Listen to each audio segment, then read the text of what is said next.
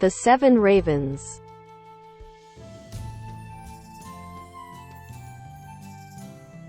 A fairy tale by the Brothers Grimm. There was once a man who had 7 sons. And still he had no daughter. However much he wished for one. At length his wife again gave him hope of a child, and when it came into the world it was a girl.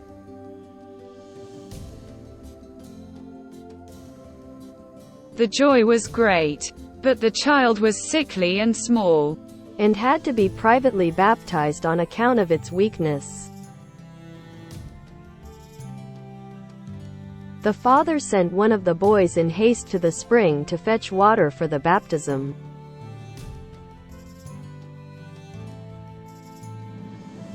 The other 6 went with him, and as each of them wanted to be first to fill it, the jug fell into the well. There they stood and did not know what to do, and none of them dared to go home.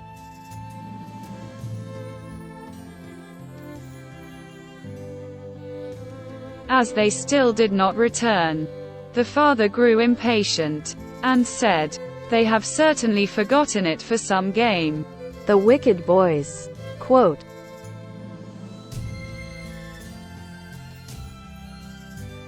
he became afraid that the girl would have to die without being baptized, and in his anger cried, "I wish the boys were all turned into ravens." Hardly was the word spoken before he heard a whirring of wings over his head in the air, looked up and saw 7 coal-black ravens flying away.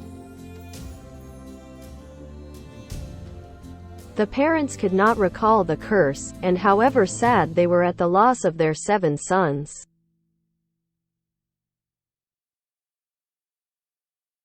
for a long time she did not know that she had had brothers, for her parents were careful not to mention them before her.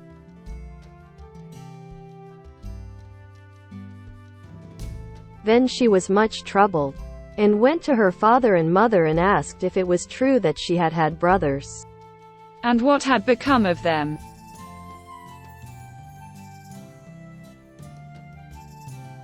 The parents now dared keep the secret no longer, but said that what had befallen her brothers was the will of heaven, and that her birth had only been the innocent cause. But the maiden took it to heart daily, and thought she must deliver her brothers.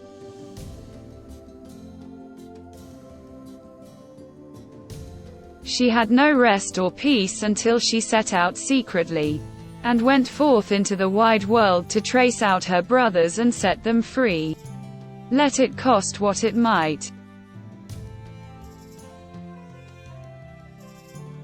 She took nothing with her but a little ring belonging to her parents as a keepsake, a loaf of bread against hunger. And now she went continually onwards, far, far to the very end of the world. Then she came to the sun, but it was too hot and terrible, and devoured little children.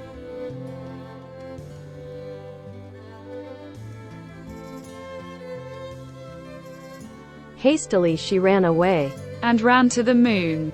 but it was far too cold, and also awful and malicious. And when it saw the child, it said, I smell the flesh of men.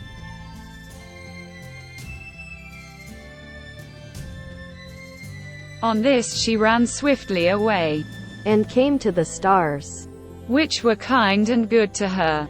and each of them sat on its own particular little chair.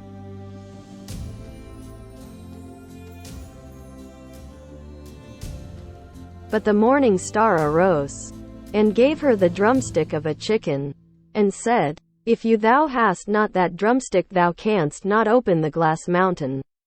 And in the glass mountain are thy brothers.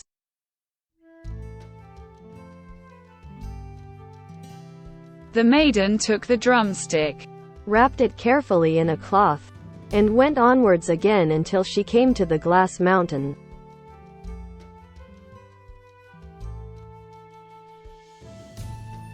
The door was shut, and she thought she would take out the drumstick.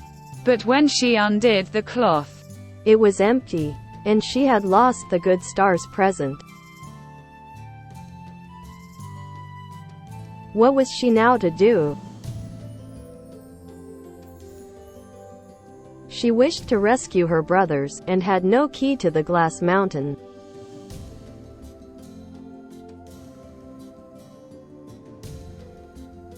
The good sister took a knife, Cut off one of her little fingers, put it in the door, and succeeded in opening it.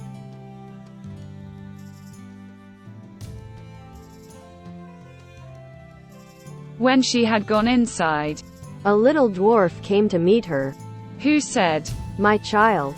"What are you looking for?" Quote, "I am looking for my brothers, the 7 ravens," she replied.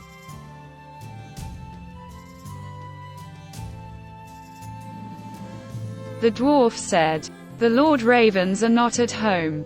But if you will wait here until they come, step in."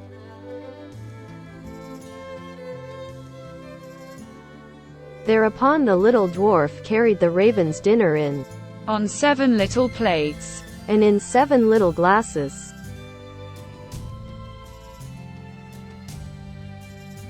Suddenly she heard a whirring of wings and a rushing through the air. And then the little dwarf said, "Now the Lord Ravens are flying home." Then they came, and wanted to eat and drink, and looked for their little plates and glasses. Then said one after the other, "Who has eaten something from my plate? Who has drunk out of my little glass?" It was a human mouth. And when the 7th came to the bottom of the glass, the ring rolled against his mouth.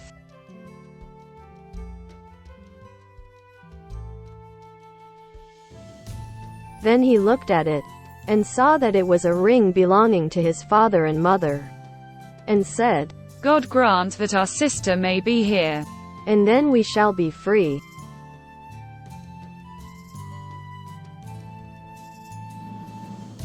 When the maiden, who was standing behind the door watching, heard that wish, she came forth, and on this all the ravens were restored to their human form again. and they embraced and kissed each other, and went joyfully home.